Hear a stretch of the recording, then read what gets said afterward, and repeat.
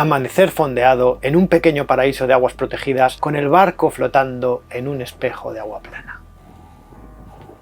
Lo estaré soñando y en breves instantes me despertarán Mario y Gabriel en mitad de la noche reclamando los brazos de su padre para conciliar el sueño. ¡Ay! Menuda noche de descanso más buena fue aquella. Que no era de verdad, que era un sueño de Resines. Al final de toda esta historia os desvelaremos que fue un sueño como los Serrano.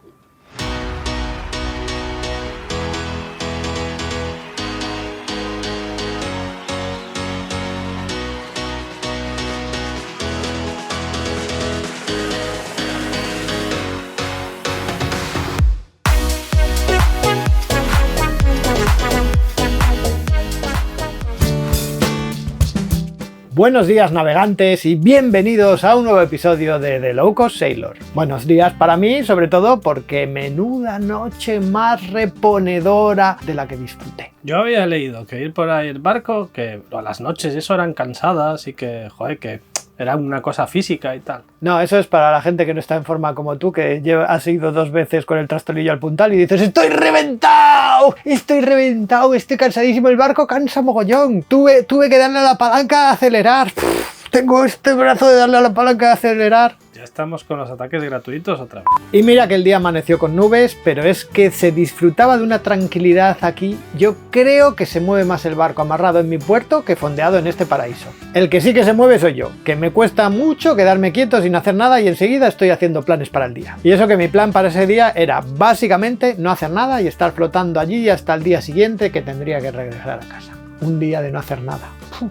Qué guay. Pero tras el desayuno no tardé en ponerme a hacer cosas. Un poco de deporte mañanero no me venía mal y esta vez sería deporte acuático. Nada de bicicleta esta vez. Con el SUP inflable podía hacerme una excursión por las aguas de San Vicente, pero lo primero, hacerles la visita prometida a mis compañeros de fondeo, Mariano y su pareja, que se encuentran restaurando un velero de acero de autoconstrucción, allí fondeados, ahí mismo, lo están arreglando. Básicamente van aprendiendo mientras lo van arreglando, la verdad es que son unos valientes. Son conscientes del trabajo que les queda por delante, pero lo afrontan con mucho ánimo y valentía. Estoy seguro que va a quedar un barco estupendo y prácticamente indestructible, viendo cómo está construido. No va a ser un barco rápido, eso no va a ser, pero un barco duro, vamos, más duro imposible.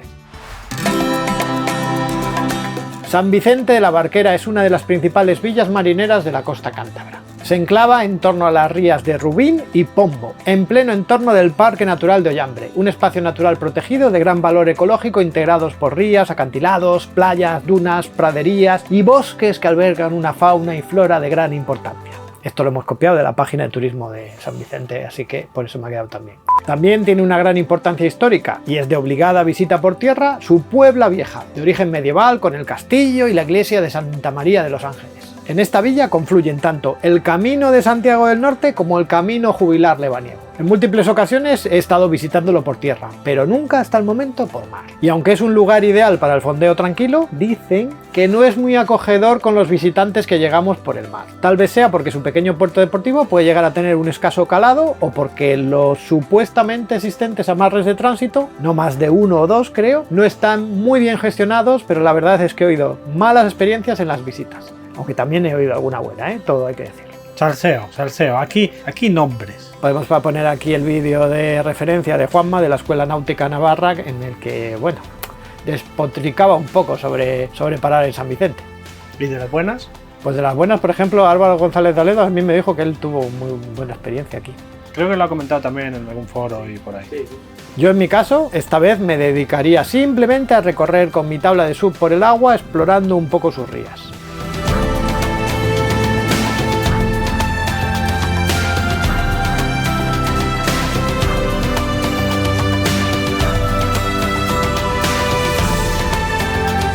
Vamos, el clásico deporte para ir abriendo el apetito, que no olvidemos, me esperaba mi lubina. Pescaba con mis propias manos, me sentí más hombre que nunca ahí cazando mi propia comida.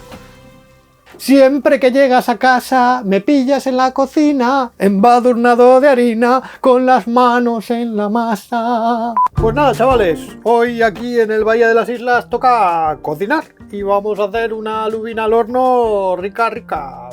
digo, en el Saime, aquí en The Low Cost Sailor toca cocinar y lo primero necesitaremos una lubina bien fresquita, que hayamos pescado ayer mismo, limpia, que me ha costado, he aprendido a limpiar lubinas con unos tutoriales en internet y la vamos a hacer al horno. Y como aquí el horno es de gas, todos los que me dicen no sé cuántos grados, nada, ni idea, no sé, a ojo. Esto va a ir a ojo, con patatas de bote, que es lo que hay. ¿Qué le vamos a hacer? Voy a poner a calentar el horno y enseguida vemos cómo va esto. Pues ya está entendido. Nuestra lubina, bien fresca, recién pescada por mí. Le voy a hacer un corte porque me ha dicho Carlos que le haga un corte para saber cuándo está hecha, ya que no sé la temperatura. Y ahora la voy a aderezar pues con patatas. Voy a deciros, por si acaso, esto es un disclaimer, una advertencia previa, que si alguno estáis viendo este vídeo intentando aprender cómo hacer una lubina al horno, de mí, sin duda, estáis muy desesperados. Patatas de bote, las cortamos así en rodajas. Vamos a añadirle unos pocos de champiñones, aquí como si no hubiese mañana. Creo que me va a salir comida y cena. Pues no tenemos mucho para aderezarlo, así que vamos a echar aceite de oliva virgen. Vamos a echarle vino blanco también, así abundante para que coja el sabor. No tengo ni idea de lo que estoy haciendo. Tengo aquí cosas que igual me son útiles, como ketchup, mostaza igual sí que le puedo echar un poco. Y ahora lo vamos a poner en la bandeja del horno y esperaremos una cantidad de tiempo indeterminado hasta que esto tenga pinta de que está. A little longer than a few minutes later. Después de un tiempo completamente indeterminado, porque ni lo he medido, porque me he liado ahí a hacer unas cosas con el nodo de red, yo creo que está. Vamos a comprobarlo. Aquí. Y me ha dicho Carlos que tengo que comprobar si se despega de la... Entonces es que está, y yo creo que esto está en su punto. Pues tiene pinta de que está muy bien hecho, ¿eh?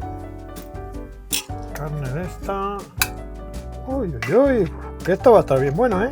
A ver si se me va a dar la cocina y voy a tener que hacer como Ángel y poner un canal de cocina. Cocina improvisada sin tener ni puñetera idea. Pues vamos a probar, a ver si el pan, que es de ayer, ha sobrevivido bien al calentamiento.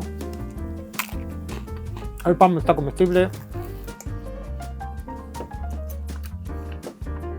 Pero está bien buena, ¿eh? No sé si podría estar mejor, seguramente se puede hacer para que esté más rica. No lo sé, pero está muy buena. A ver las patatas. A las patatas, la mostaza le ha quitado el regusto este de lata que tenía ayer y está mucho mejor. Estoy contento. Pues nada, ya sabéis, cocina con The Low Cost Sailor. En España, por lo que sea, el mercado de habla hispana tiene menos tirón los blogs y tiene mucho más tirón o YouTube.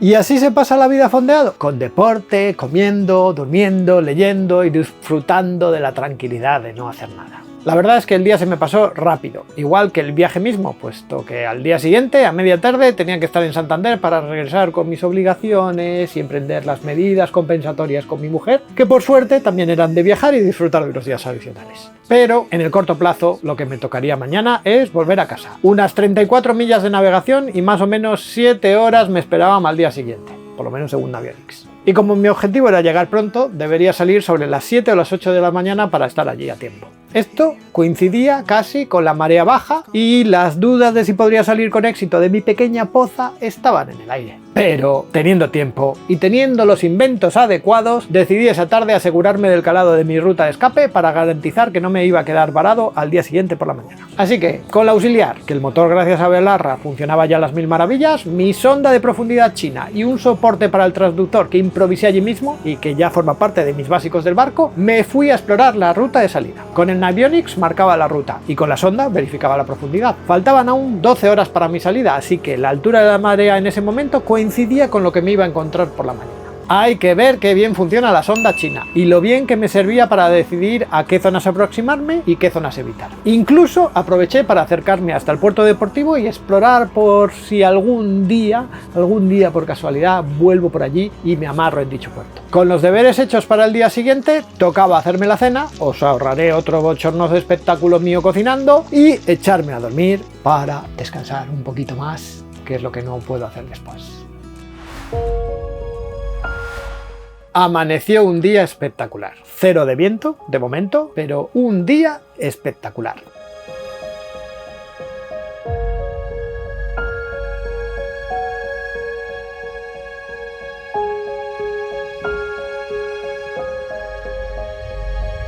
Con la confianza del conocimiento adquirido el día anterior, emprendí mi camino de salida de San Vicente. sin prisa, pero sin pausa, que la profundidad en algunos sitios estaba lo bastante justa como para que saltase la alarma de la sonda de profundidad, fui saliendo a mar abierto, donde enseguida me estaba esperando el viento. Y es que hubo suerte, y enseguida me encontré con el viento. El pronóstico era de este suave que iría aumentando y derivando hacia nordeste a mitad del día. Eso, básicamente, me pondría el viento de morro tanto al salir como al ir avanzando el día si decidía ir pegado a la costa. Por lo que empecé ganando norte para tener un mejor ángulo y poder seguir avanzando a vela todo lo que pudiese ese día. El día estaba bonito y acompañaba la navegación mucho mejor que el tramo de Ribadesella a San Vicente.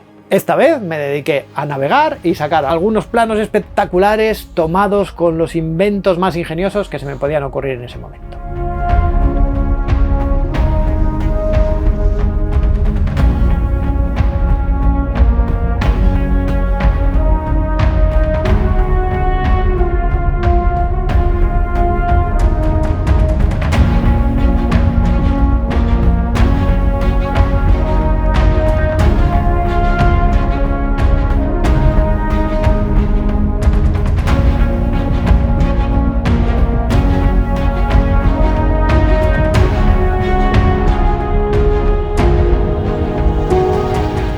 Y cuando el mar está tranquilo, por supuesto, a comer, que es una de las mejores cosas que puede hacer uno en un barco. Me atrevería a decir incluso que cociné. Bueno, vale, no cociné esta vez, solo calenté un arroz del Mercadona en el microondas, pero da gusto comer caliente, todo gracias al inversor y al microondas del que hablé en uno de los episodios del canal, por ahí saldrá. Pero, habiendo viento, lo importante es navegar. ¡Navega! ¡Navega! ¡Vete a navegar ya!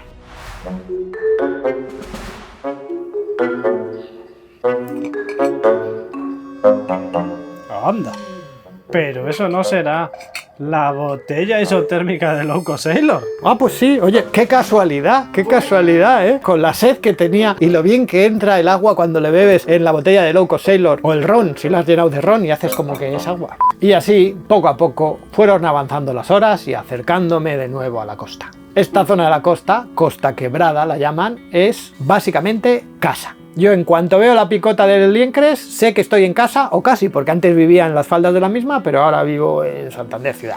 Eso no quita para que siga enamorado de esta zona de la Costa Quebrada, que es espectacular, aunque poco amigable en ocasiones porque le da el mar de lleno. Pero hay lugares increíbles, desde la Ría de Mogro, que es uno de mis sitios favoritos en los que tantas horas he pasado haciendo deportes acuáticos, al Parque Natural de las Dunas de Liencres, el Madero, los Urros, las playas de Covachos y la Arnía, un sinfín de paraísos poco aptos para el fondeo el 99% del tiempo, que con menos mar y el agua un poquito más caliente podría confundirse perfectamente con el Mediterráneo más acogedor.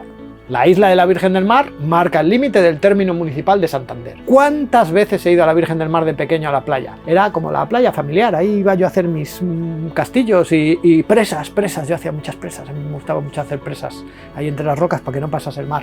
Poco me quedaba ya para llegar a casa, aunque aún un par de horitas tenía por delante.